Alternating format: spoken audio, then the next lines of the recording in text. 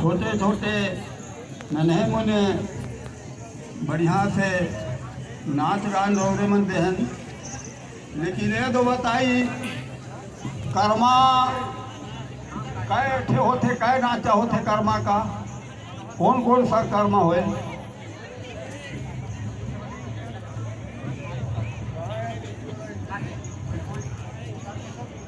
बहुत सुंदर प्रश्न है आपका निर्णायक महोदय जी। हाँ शायद आपके विचारों तक हम पहुंच न पाए, पर कोशिश करेंगे जरूर।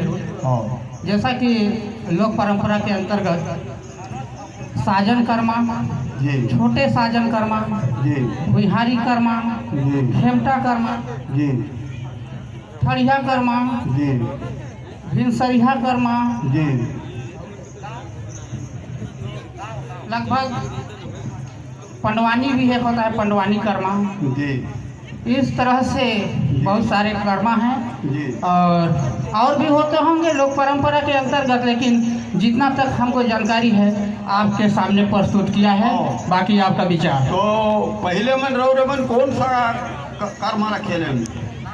छोटे साजन अभी हम लोग का खेल खेले हैं। हाँ और छोटे साजन और बाद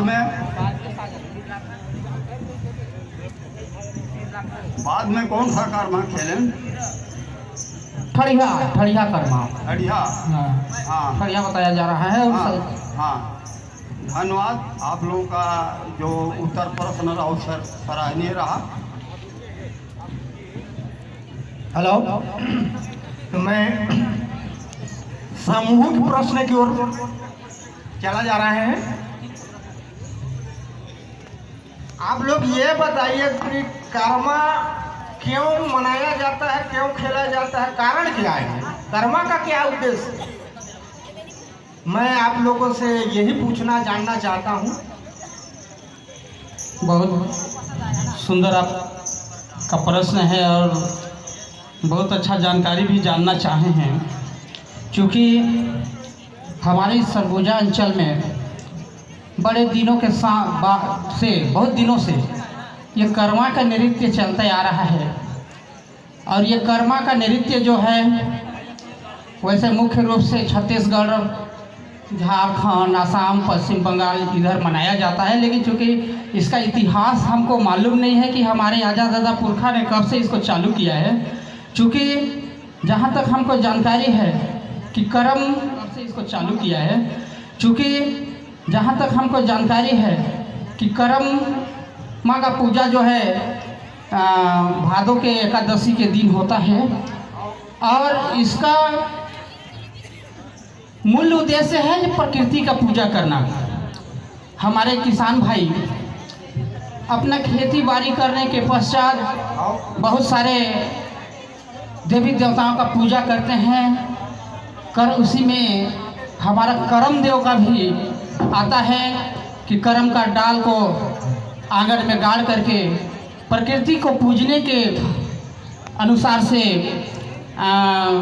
कर्मा का त्यौहार मनाया जाता है। और इसमें भी कहा जाता है कि जो बहनें होती हैं, कर्मा त्यौहार के दिन बहनें अपने भाइयों की लंबी उम्र की कामना के लिए कि भी इस त्यौहार को मनाती हैं।